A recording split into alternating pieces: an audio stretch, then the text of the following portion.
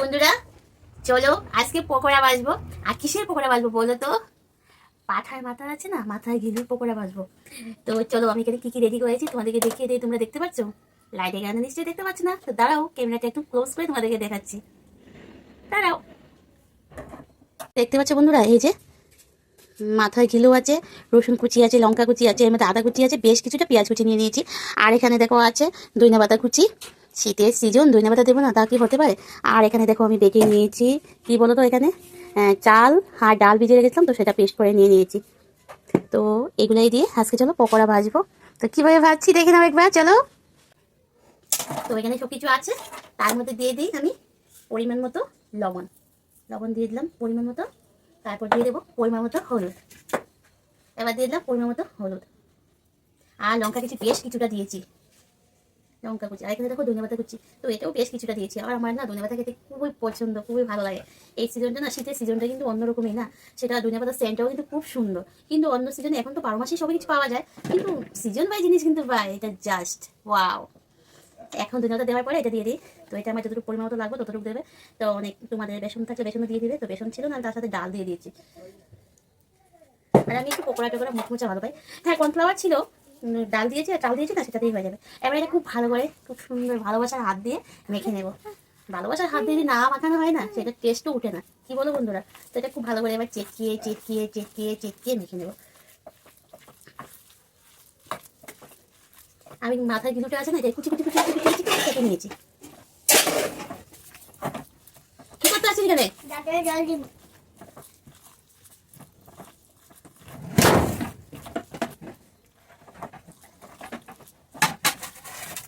সুন্দর করে মেখে নিচ্ছি। চাট মশলা অল্প দিতে পারো এর মধ্যে, বা পকোড়াটা ভাজার পরে উপরেও চাট মশলা দিতে পারো, বিট লবণটাও দিতে পারো। তো আমি কি করছি বন্ধুরা বলতো, তো ভগবান বলছি, তো যাই হোক। হ্যাঁ শোনো, তা কি করছি বলো তো, ঘরে থাকা উপকরণ দিয়ে করছি, ঘরে যা আছে তা দিয়ে করছি। তো চাট মশলা শেষ হয়ে গেছে, তো এগুলো দিয়েই করছি। তো আমার খুব ভালোভাবে মাখানো হয়ে গেছে। চলো এবার পকোড়াটা বসিয়ে দিই।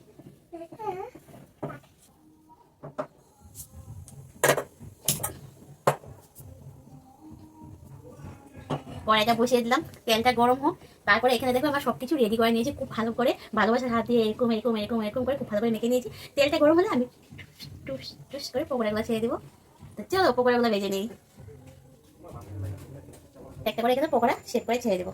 তো ছোটো করতে পারো, বড়ো করতে পারো, তো ছোটো ছোটো করলে পকোড়াটা বেশি ভালো হয়।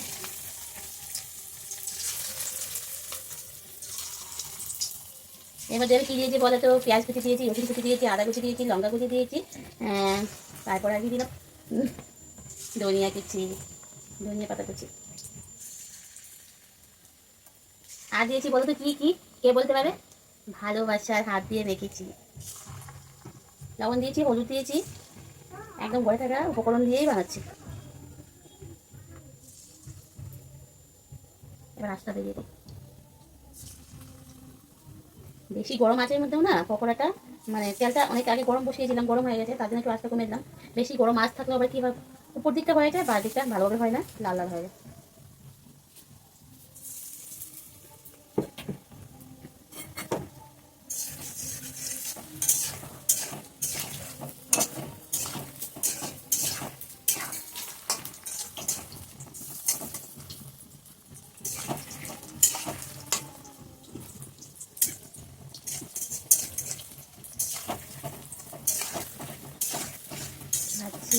গন্ধ বেরিয়ে গেছে সুন্দর, ধনিয়া পাতা আছে না, রসুন কুচি, আদা কুচি, পেঁয়াজ কুচি, খুব সুন্দর গন্ধ বেরিয়েছে।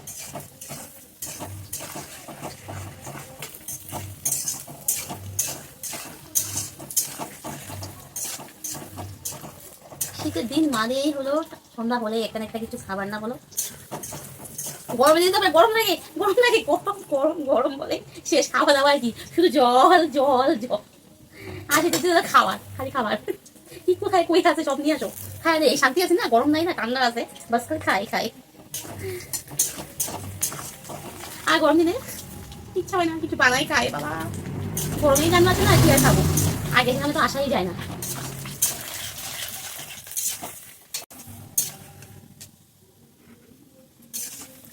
তেলে পুরো ফেনা ফেনা হয়ে গেছে,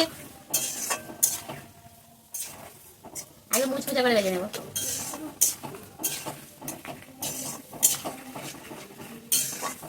টিকটিক খাচ্ছে, বাইরে মানুষের গান হচ্ছে।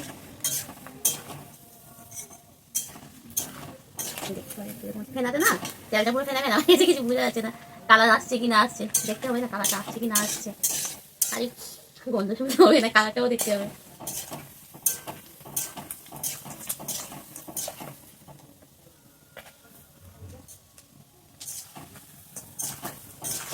আসতেছে আসতেছে, কালার আসতেছে, দাঁড়াও এক সেকেন্ড।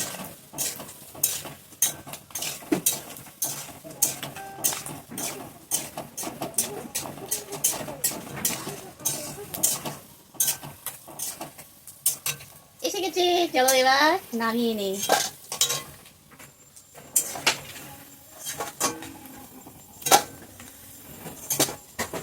এর থেকে কড়া বাজলে ভালো লাগবে না, মানে একটু ছিটো ছিটো ভাবে সেখানে বেশি কড়া বাজলে।